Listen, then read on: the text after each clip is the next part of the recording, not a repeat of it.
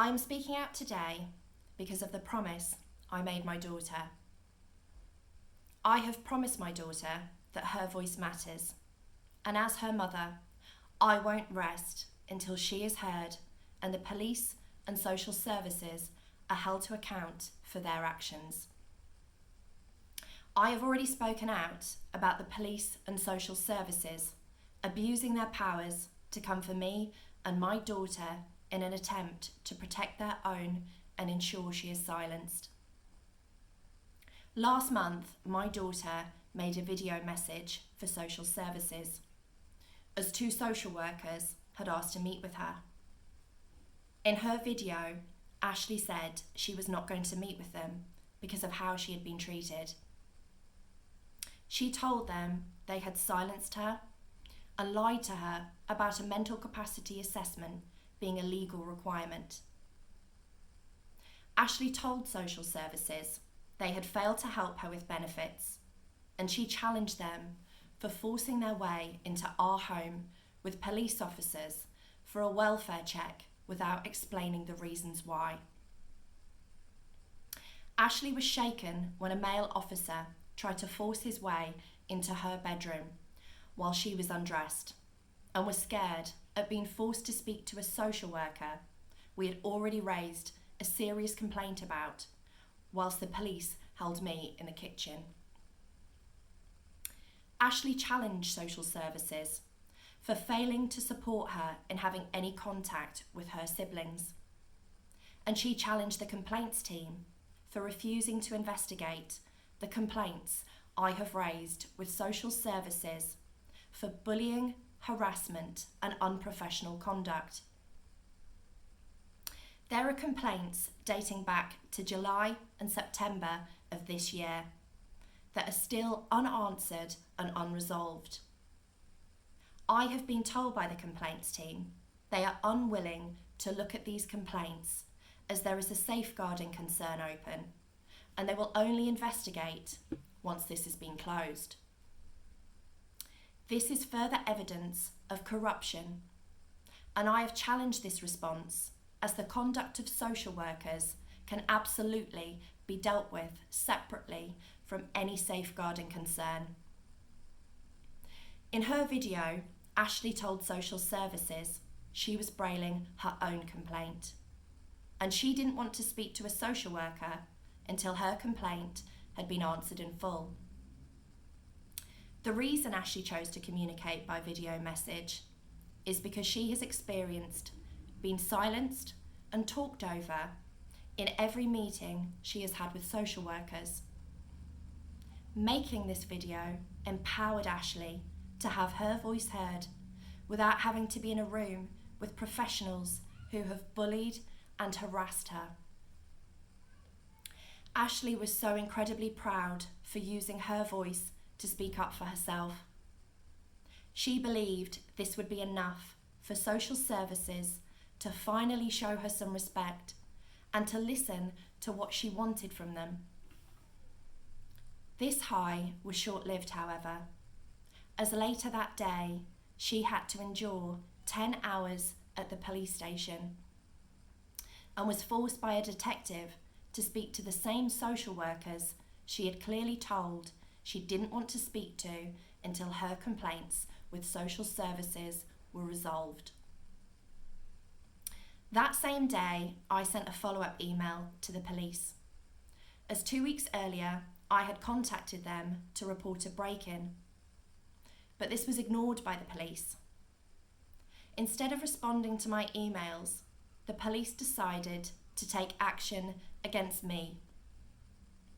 They got a warrant for my arrest, they smashed our front door in and seized our property. I came home with my daughter to find a note on our door from Detective Angela Martindale saying she was concerned for my safety and the safety of my daughter. You see, we have had the police at our door 4 times now for welfare checks since we were forced from our home due to police negligence and their failure to keep me and my daughter safe in our home. If the police were really concerned for our safety, they would be doing everything in their power to investigate the serious crimes we have both reported. 6 break-ins with no police action is unacceptable. Since reporting to police officers, my daughter has been sexually abused by a police officer. We have been harassed by the police. Welfare checks are there to protect people at risk. My daughter is not at risk with me.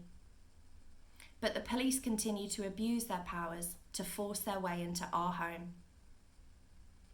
We went to the police station and I challenged Detective Martindale. I told her if she was concerned about my daughter's safety, the police needed to stop ignoring the crimes we have reported and stop harassing us. Detective Martindale responded by having officers take me from the room to be arrested. Ashley heard the police reading me my rights and became extremely distressed. I could hear her shouting for me as I was taken into custody. I was not even allowed to call for somebody to come and support my daughter before my phone was taken from me. The police wanted my daughter alone and vulnerable. The detective promised me she would look after my daughter, but she lied. As soon as I was taken away, Angela brought the 2 social workers Ashley had already said she didn't want to meet into the room. My daughter was scared and crying. She shouted for these social workers to get out and to leave. She told them she didn't want them there. Angela heard this, and instead of listening to what Ashley wanted, she went to get these women chairs. They had no intention of respecting my daughter's wishes or hearing what she had to say. They were going to speak to her, regardless of the emotional trauma this caused her. My daughter was forced to be in a room with people against her will. She was terrified. She felt bullied and intimidated. She sat for 10 hours whilst I was kept in custody. She was too scared to eat, drink, or even go to the toilet.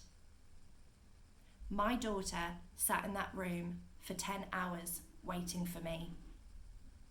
Too scared to go home in case I wasn't let out. I don't know if this was some tick box exercise to document Ashley has been given the opportunity to speak to the police and social services about the police officer who sexually abused her. But if their intention was really to support her, she would not have felt interrogated. If the police really wanted to help my daughter, we would both have been shown respect and compassion over the last 6 months. We would have felt heard instead of silenced, and she would not have been in that room with 3 professionals questioning her when she felt powerless and alone. Ashley knew why the police were arresting me, as they had already been to see us about the letters and cards she had sent her siblings. After months of no contact, she wanted them to know she still cared. As Ashley is blind, she needs a scribe to write for her. I was told by the police acting as my daughter's scribe meant I was going to be interviewed for charges of harassment. This decision by the police is discrimination, as Ashley's disability means she is unable to write these letters herself. The police are punishing and disempowering my daughter. They have stopped her communicating with her siblings by coming for me. I am also under investigation for sharing videos, speaking out about the police and social services. The police have questioned and bailed me for harassment and charges of malicious communication. For somebody to be guilty of this crime, they need to have intentionally caused distress and anxiety and been grossly offensive, threatening, or shared information that is untrue. Absolutely none of this applies to what I have shared. These charges are a complete and utter joke. Yet again, the police have abused their powers and acted without integrity. They have intentionally misinterpreted the law to arrest me and have used bail conditions in order to silence me. This is corruption. The PC I was emailing to arrange a voluntary interview with stopped communicating with me. At the station, this officer confirmed someone high up had told her she was not to get back to me. I have no doubt this person decided I was to be arrested and locked up to intimidate my daughter and to silence us both. I was finally released at 1 a.m. Ashley and I went home to find the police had smashed our door in and taken our belongings. Ashley was shocked and heartbroken. She sobbed in my arms, crying and shaking. We slept together in a single bed that night, as she was too scared to sleep alone. Despite being traumatised that day, my daughter has written to the detective who held her in that room, and she's put in her own complaint to social services. In doing so, she has made a stand against the services who have failed her. Whatever the outcome of this situation, my daughter is the bravest, most inspirational person I know, and together we stand firm in our truth.